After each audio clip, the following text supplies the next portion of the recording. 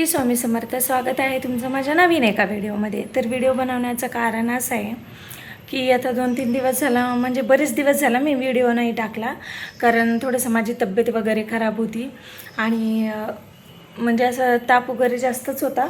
मला व्हिडिओ टाकणं काही पॉसिबल झालेलं नाही आहे, त्याच्यामुळं व्हिडिओ टाकला नाही. त्याबद्दल सॉरी सगळ्यांना.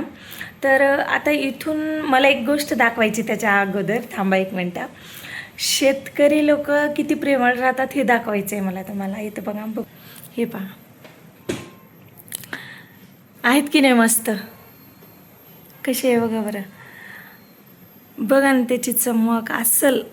म्हणजे इथे एक शेतकरी आहेत बाजूला, तर त्यांनी त्यांच्या बागायतमधले डाळिंब काढले. आज त्यांनी दिलेलं आहे मला आणि सरांना. ते बघू शकता किती छान दिसत आहेत. ते म्हणे खाऊन घ्या म्हणे मॅडम, शेतातले हे चांगले. तर ठीक आहे म्हणलं. बघा, शेतकऱ्यांचं एवढं मन मोठं असताना मी इथं घर घेतल्यापासून मला काही भेटो किंवा नाही भेटो, पण हे अशा वस्तू वगैरे शेतातल्या ताज्या ताज्या खायला भेटतात आणि चांगली आहे. खूप खूप थँक्यू त्यांना. तर आता व्हिडिओ मेन मुद्द्याकडे वळूया. तर आता इथून पुढं फक्त म्हणजे तुम्हाला मी काही असं जास्त बोलणार नाही वगैरे. आणि पहिली गोष्ट सांगते, जे मला धमकी आली आहे मी तिथून पुढं इथं रेकॉर्डिंग लावून देईन. तुम्ही ती रेकॉर्डिंग पहिले ऐका. ऐकल्याच्या नंतरला मला कमेंट करून नक्की सांगा की तुमचं मत काय आहे याबद्दल. आणि ज्यांनी मला कॉल केला होता त्यांना एक सांगायचं आहे, अगे डुचके, अगे नौटंकीबाज, तू कितीही जरी काही केलं, जमीन आसमान एक कर. मी आता सुरू केलं ना, आता मी थांबणाऱ्यातली नाही आहे.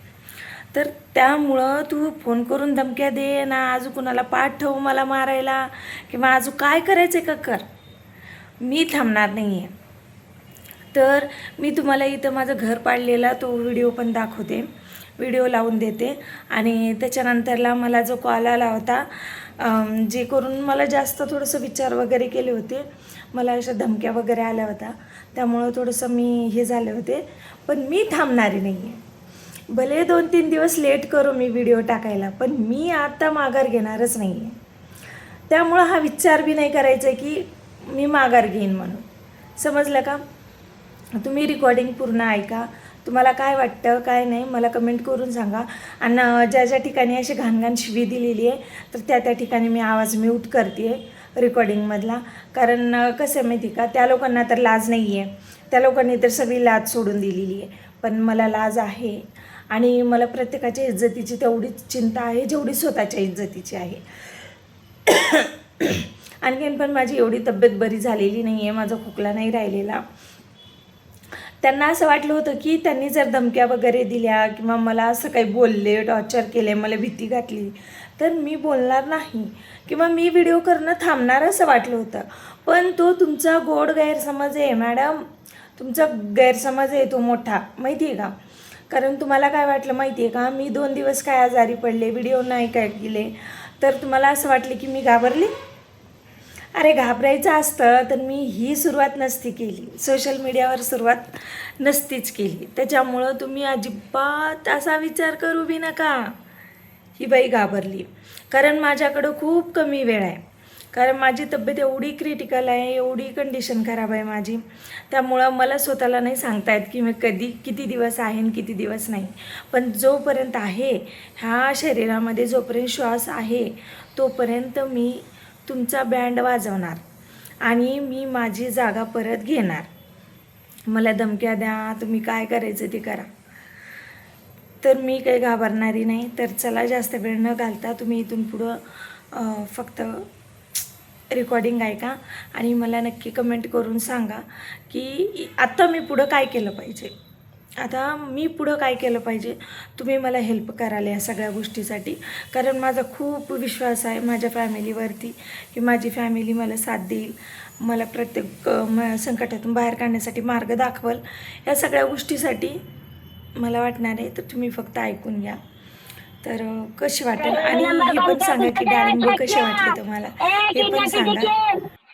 खुटीला छक्क छक्क काय म्हणाली, तोंडावर गोष्ट आली होय, कोणी तर काय करत हेपली तिला काय संसाराचं ध्यान, पोरं घेत गेल्या नाशिकला. मराठी भाषेत सांगायलो. नंबर आला. तुला माझं शटर वाकडं कोण बसलाय रे शट का म्हणे बाय तिला कसं मारतानी ते एवढं देवाला मारले की कशाला तू आमच्या माझ्या आधी लागायलीस मग? अरे छाती आजाला बस ना बघतेच मग. कंपनी बॉस आजाला कंपनी क्या करते कंपनी अरे आजा आजा अंडर महाराजाला त्या दिवशी महाराजांना मरून फोन केलेस ना, होटलेल मध्ये कमी पडले तर मी ज्या दिवशी मी जाईल ना त्या दिवशी तुला घेऊन जाईन एवढा विचार कर. तुमचं चांगलं आहे झालं.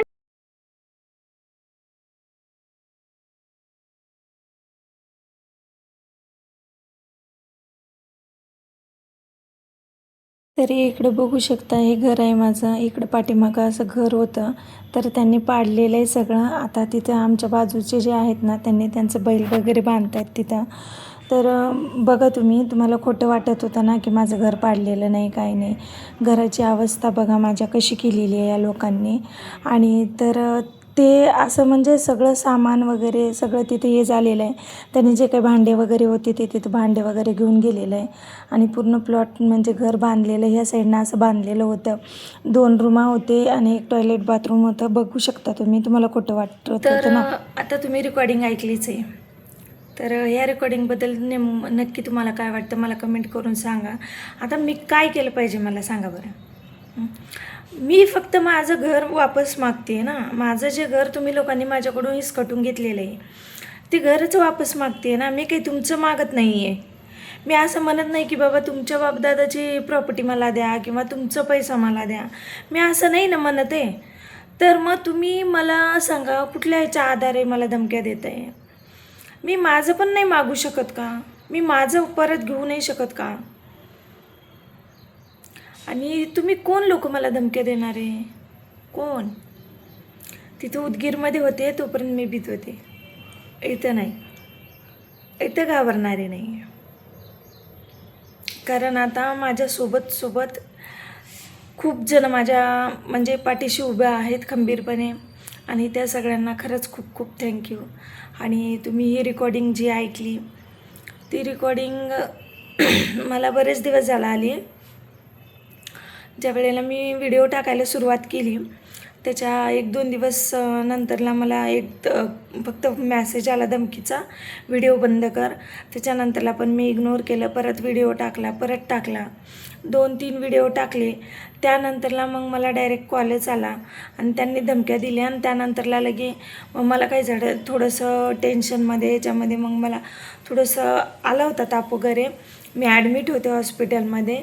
त्यामुळं मला काही ते रेकॉर्डिंग तुम्हाला ऐकू घालण्यात नाही आली किंवा काही व्हिडिओ करण्यात नाही आलं, काही नाही. फक्त लाईव्ह वगैरे घेतले होते मी आणि त्याच्यामध्ये काही असं सांगितलेलं नव्हतं की मला असं धमकीचा कॉल आला असं तसं. मी काही बोललेली नव्हती. तर आता तुम्हीच बघू शकता हे सगळं किती म्हणजे भयानक आहे, खूप भयानक आहे. आणि चला तर मग असो. तर आता मी काय केलं पाहिजे, याच्या पुढं काय ॲक्शन घेतली पाहिजे ते मला नक्की तुम्ही कमेंट करून सांगा. आणि प्लीज मला सपोर्ट करा. व्हिडिओला लाईक शेअर कमेंट करायला विसरू नका. आणि व्हिडिओ पूर्ण बघा म्हणजे तुम्हाला माझे सगळे व्हिडिओ बघितल्यानंतरच नेमकं मॅटर काय आहे ते समजेल. आता एखादा व्हिडिओ पाहून तुम्हाला काहीच नाही कळणार आहे. त्यामुळं प्लीज व्हिडिओ पूर्ण बघा आणि सगळे बघा. माझी रिक्वेस्ट आहे यार तुम्हाला. तर चला मग भेटूया आपण नेक्स्ट व्हिडिओमध्ये. Bye bye. आता बघू ही रेकॉर्डिंग टाकल्यावर आता अजून मला काय येईल कॉल काय नाही. थोडीशी भीती वाटते आहे मनामध्ये. पण ठीक आहे, स्वामी आहेत माझ्यासोबत की जे होईल ते चांगल्यासाठीच होईल. कारण एकदम असं रेकॉर्डिंग टाकल्यामुळं मला पण थोडंसं भीती वाटते आहे. पण नाही, त्यांचा चेहरा पण सगळ्यासमोर आणणं गरजेचंच होतं. त्यामुळं मग मी आणते आहे. तर बघू आता काय होतं काय नाही. तर चला, तुमची साथ आणि तुमचा प्रेम असंच माझ्यासोबत राहू द्या. आणि प्लीज मला तुम्ही सपोर्ट करा. तर चला मग भेटूया आपण नेक्स्ट व्हिडिओमध्ये. Bye bye. श्री स्वामी समर्थ. आणि कमेंट करून सांगायला विसरू नका प्लीज. बाय.